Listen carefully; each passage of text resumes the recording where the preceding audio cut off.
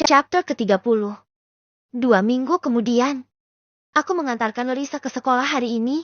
Larissa sudah mulai aktif bersekolah lagi sejak 5 hari lalu. Keceriaannya pun kembali. Aku merasa lega. Larissa harus melupakan kejadian tragis kala itu. Dia tak boleh terus terbebani pikiran dengan apa yang dilihatnya. Dia harus kembali bangkit seperti Larissaku yang biasa. Kasus yang menimpa Vera sudah diusut tuntas. Tersangkanya sudah ditangkap, 2 orang. Salah satunya adalah Fami, teman masa sekolah kami. Dan satunya lagi adalah teman Fami yang diajak untuk membantu Fami melancarkan aksinya. Dalam persidangan, Fami mengaku sakit hati terhadap almarhumah Vera, yang sejak dulu selalu mengejek juga menolak cintanya. Fami berpikir, jika dirinya tak bisa memiliki Vera, maka tak ada seorang pun yang boleh memilikinya termasuk Fandi sendiri. Fami divonis hukuman seumur hidup bahkan bisa terancam hukuman mati karena telah membunuh 3 orang sekaligus dan merencanakan pembunuhan. Fami telah merencanakan pembunuhan itu sekitar 2 minggu sebelum kejadian. Dia telah mengawasi rumah Vera siang malam untuk mencari waktu yang tepat untuk eksekusi. Sementara Fami yang mendapatkan hukuman berat. Temannya yang membantu dalam kejadian itu juga dihukum 20 tahun penjara. Karena terbukti bersalah telah membantu dalam kejahatan. Juga telah melukai Larissa. Aku lega. Mereka akhirnya tertangkap, dan Larissaku dapat tersenyum kembali. Aku masuk dulu ya Om. Om hati-hati di jalan. Larissa mencium tanganku sebelum keluar. Kamu juga belajar yang benar ya.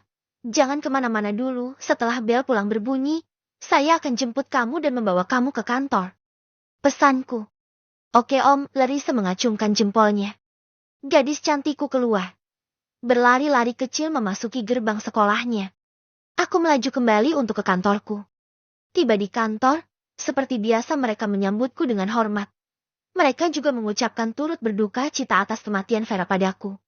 Karena memang hanya akulah yang menjadi sahabat serta keluarga Vera satu-satunya selama dia hidup.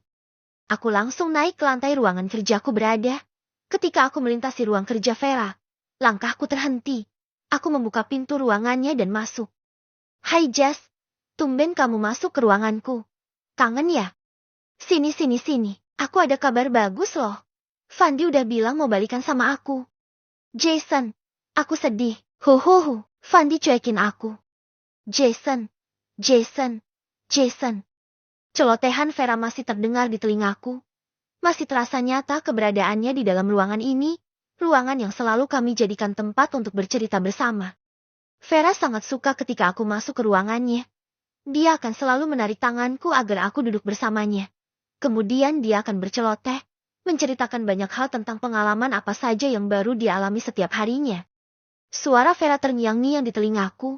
Rasanya sulit sekali untukku melenyapkan segala kenangan tentang Vera.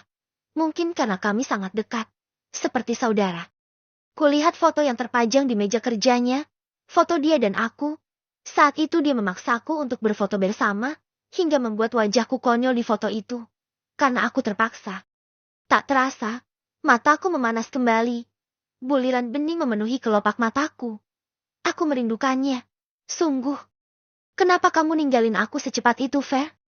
Kamu janji sama aku kalau kamu bakal jadi ibu buat Larissa saat Larissa melahirkan suatu hari nanti. Kamu janji, kamu juga bakal membantuku dalam segala hal di kantor ini.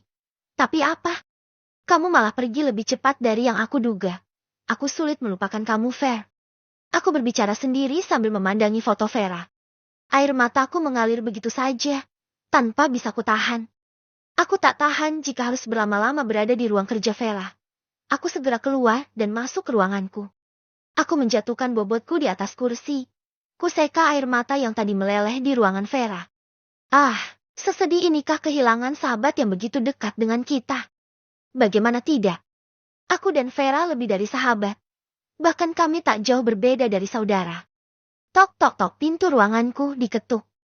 Masuk, ucapku. Permisi Pak, salah seorang karyawati masuk. Silahkan duduk, aku mempersilahkan. Wanita berusia sekitar 40-45 tahun itu duduk di depanku.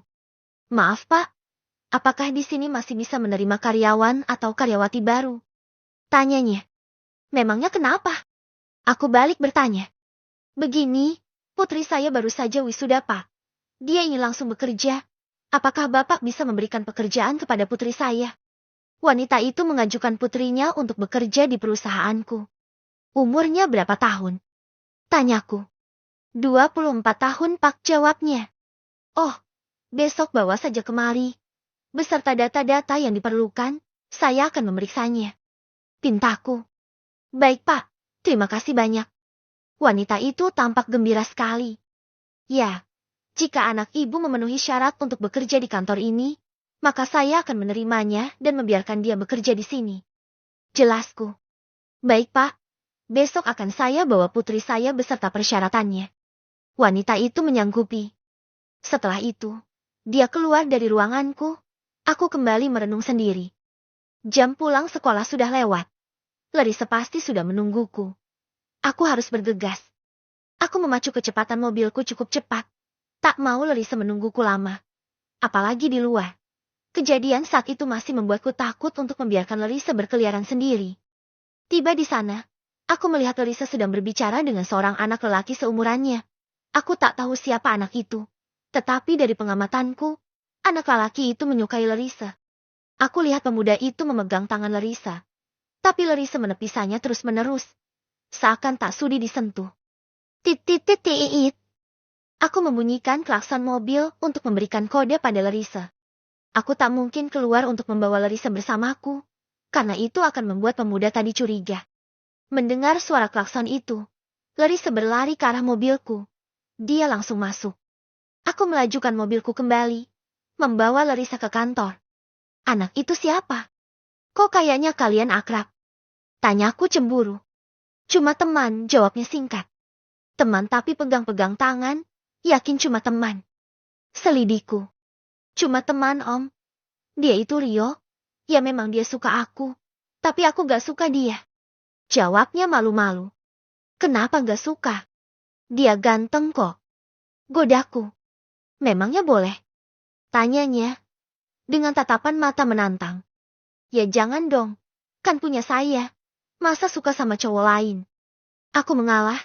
Daripada Larissa nekat berpacaran dengan pemuda itu. Makanya. Jangan nantangin. Nanti kalau aku beneran suka sama dia Om nangis. Celotehnya seenak cidak. Nangis apanya? Emangnya saya anak kecil? Cewek mah banyak. Saya bisa cari cewek lain kalau kamu maunya sama dia. Aku tak mau kalah dari gadis cantikku ini. Alah, alesan aja. Buktinya Om jomblo terus tuh sebelum nikah sama aku. Itu artinya memang muka Om gak menarik cewek. Ledeknya. Astaga. Sejelek itu kah? Berarti kamu kurang beruntung ya nikah sama saya. Balasku. Kayaknya sih gitu, dia malah membalasku lebih kejam. Awas aja. Nanti di kantor saya makan kamu. Ancamku gemas. Gak takut. Wih. Larissa menjulurkan lidah padaku. Aku terkekeh. Tingkah lucu Larissa menghiburku. Aku senang dia kembali seperti Larissa yang ku kenal. Tiba di kantor, kami naik ke ruang kerjaku. Larissa mengeluh lelah ingin beristirahat. Maka aku membiarkannya tiduran di sofa. Udah makan? Tanyaku. Gak lapar jawabnya. Kenapa? Kan waktu makan siang udah lewat. Aku melirik arojiku. Gak lapar aja Om. Pengen tidur siang. Jawabnya lagi. Ya udah, kamu tiduran aja dulu. Saya keluar ya, buat beli makanan. Aku beranjak. Larissa tak menjawab. Matanya tertutup. Dasar. Barusan masih ngomong. Tapi semenit kemudian sudah lelap. Dasar anak ini. Aku membiarkan Larissa tidur. Sementara aku pergi keluar untuk membeli makanan untuknya. Pengalaman pertama 21.